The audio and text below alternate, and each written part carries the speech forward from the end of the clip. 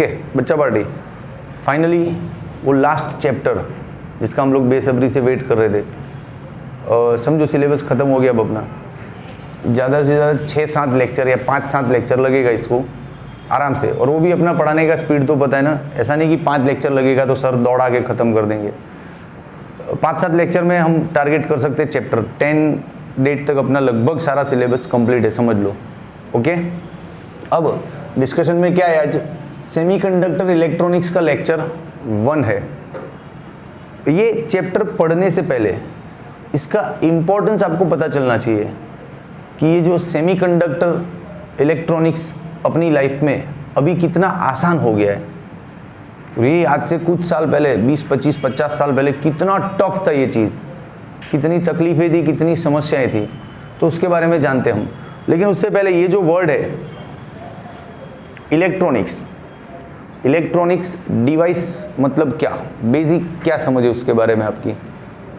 तो electronics device जो होता है उसके अंदर कॉन्स्टिट्यूशनल यूनिट खुद इलेक्ट्रॉन ही होता है।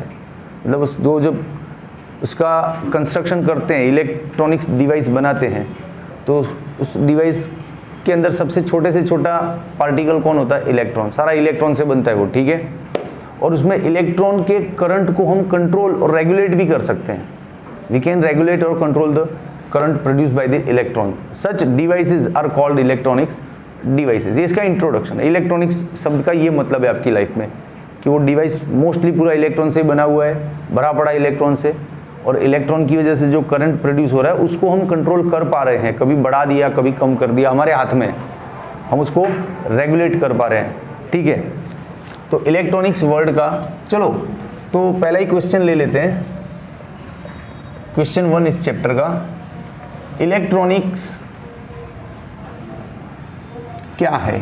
तो इस वर्ड का ये मतलब है कि भाई इसका बेसिक फंडामेंटल कॉन्स्टिट्यूशनल पार्टिकल खुद कौन है, इलेक्ट्रॉन।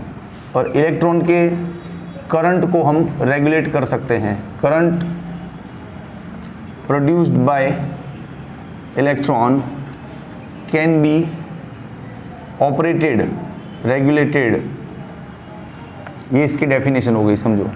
तो डिफाइन करना चाहो तो ऐसे करो ना, ऐसा डिवाइस कि जिसका कॉन्स्टिट्यूशनल पार्टिकल खुद इलेक्ट्रॉन हो और जिसमें इलेक्ट्रॉन के करंट को हम रेगुलेट कर पाए, that device is called our electronics device.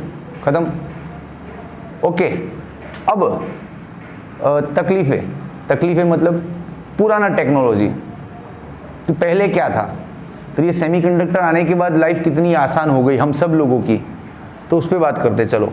ये इलेक्ट्रॉनिक्स कॉन्फ़िगरेशन 2 टाइप का होता है। एक तो सॉलिड स्टेट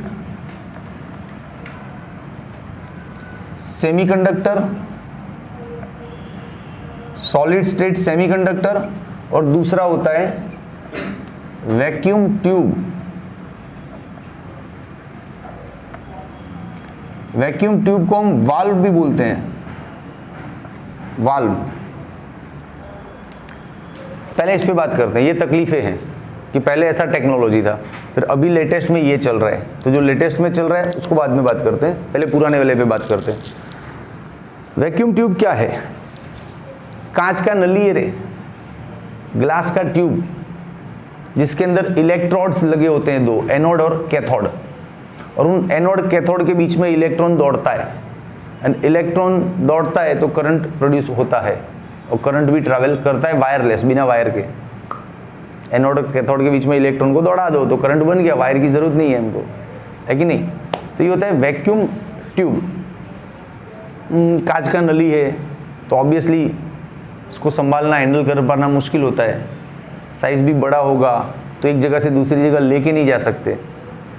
आपको बताऊं, आप लोगों ने जो घर में टीवी है, generally most of the family में एलसीडी टीवी आ गया है। सबके घर में ज़्यादातर एलसीडी टीवी होता है, दीवार पे लग जाता है पतला सा, तो एलईडी एलसीडी जो भी लगाओ आप।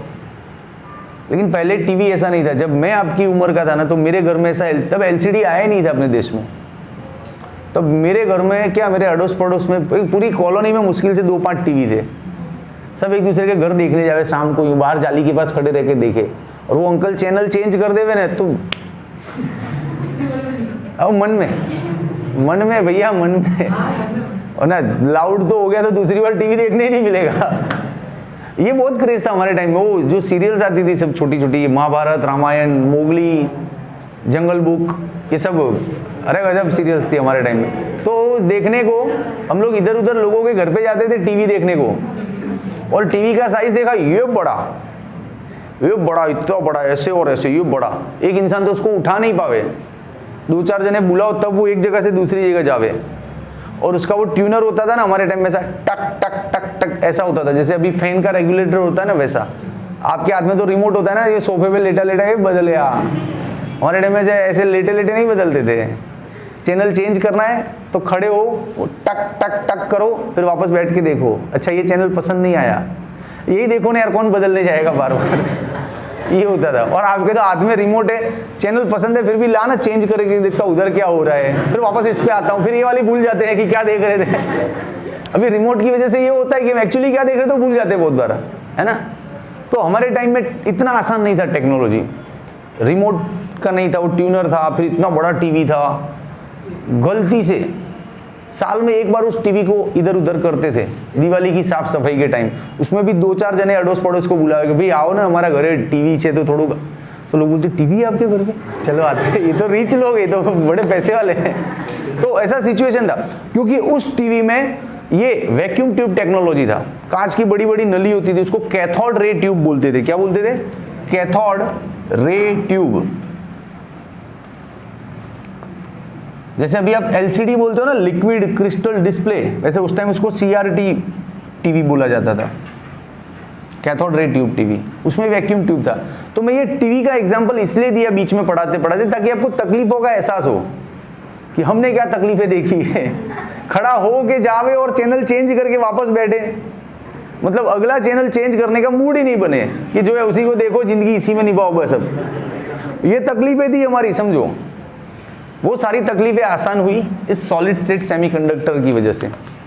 लेकिन पहले इसके अंदर इसका स्ट्रक्चर और डिस्कस करते हम लोग कि इसका नाम वैक्यूम ट्यूब क्यों पड़ा। पहला तो यही, वैक्यूम क्यों था इसके अंदर, क्या वजह थी। तो वैक्यूम का आंसर दिया जाएगा आपको, वैक्यूम क्यों, इसके लिए यहाँ पे जगह रख रहा हूँ। फिर इसको वाल्व क्यों बोलते हैं, ये भी एक बड़ा पेचीदा सवाल है, इसको वाल्व क्यों बोलते हैं। ठीक है, ये दोनों का आंसर मिलेगा, अभी मिलेगा। ठीक है, पहले वैक्यूम ट्यूब के अंदर होता क्या है। तो वैक्यूम ट्यूब अभी बताऊं आपको 4 टाइप का होता है, समझ। पहला टाइप है वैक्यूम डायोड। वैक्यूम डायोड, इसके अंदर क्या होता था, एक कांच का नली और अंदर 2 इलेक्ट्रोड होते थे, एक एनोड और एक कैथोड, यहाँ से सप्लाई।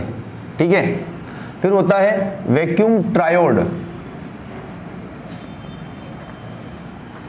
वैक्यूम ट्रायोड में क्या होता है, कांच का नली और उसके अंदर 3 इलेक्ट्रोड, एनोड, कैथोड और बीच में एक होता था grid. Grid, GREED, GRID, grid. Grid, GRID, grid.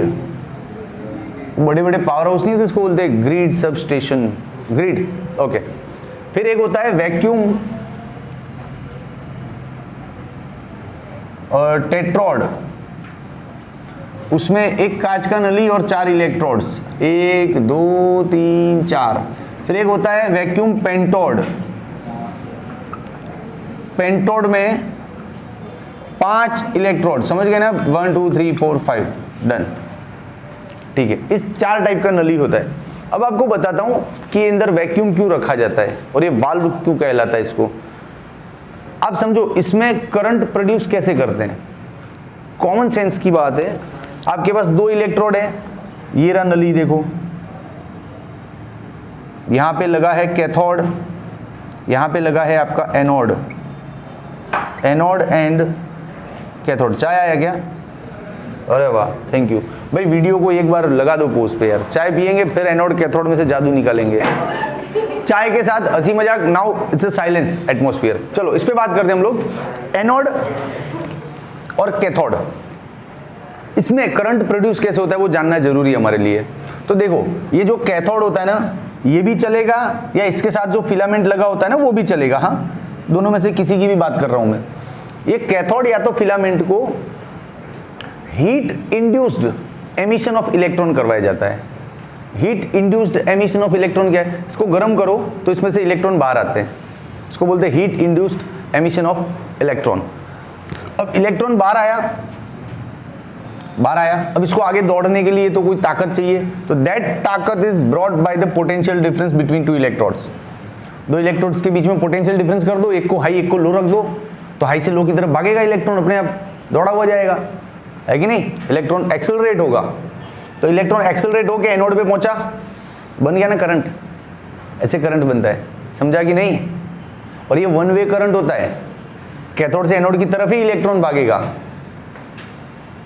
एक ही डायरेक्शन में भागेगा, इसलिए इसको वाल्व बोलते हैं। क्या बोलते हैं? वाल्व। वाल्व ये बेसिक डिजाइन है ना मैकेनिक्स का, कि किसी भी साधन में वाल्व लगा दो तो वाल्व क्या करता है, जैसे पानी आया सिर्फ उसको जाने देता है, फिर वापस वो फटक बंद हो जाता है, वापस आ नहीं सकता पानी, वापस जाने के टाइम वो खुलेगा। ऐसा डिजाइन वाल्व होता है ना, खुला फिर बंद, खुला, तो वन वे ट्रांसमिशन है, तो इसको हम इसलिए वाल्व बोलते हैं, one way flow of current, that's why it is called transmission. अब ये वैक्यूम क्यों रखा जाता है? तो अरे कॉमन सेंस की बात है दोस्त, इसके अंदर हवा भर दे, ये इलेक्ट्रॉन एनोड पे पहुंच नहीं पाएगा, क्योंकि हवा एयर के पार्टिकल के साथ टकराएगा, कोलाइड करेगा तो अपना एनर्जी लॉस करेगा और बैठ जाएगा चुपचाप, तो करंट सर्किट पूरा नहीं हो पाएगा। समझा कि नहीं आप लोग? इसलिए इसको वैक्यूम रखा जाता है। कोलाइड विथ एयर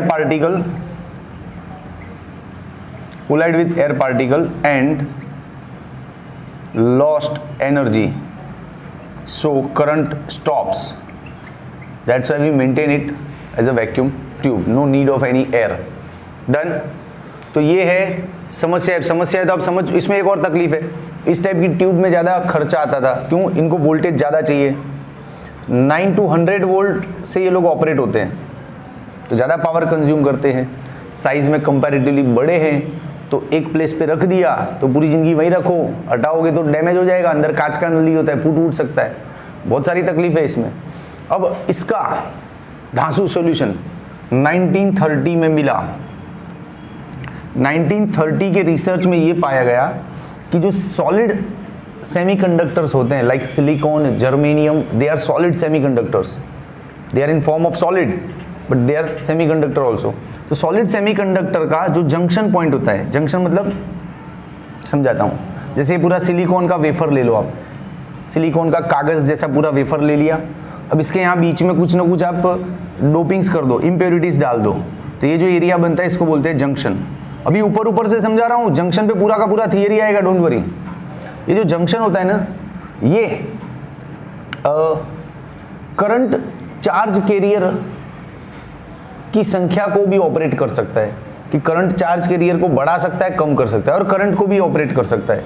तो जब 1913 में ये पता चला कि जंक्शन करंट को ऑपरेट कर सकता है, तो अपने को वही चाहिए था ना कि करंट कैन बी ऑपरेटेड।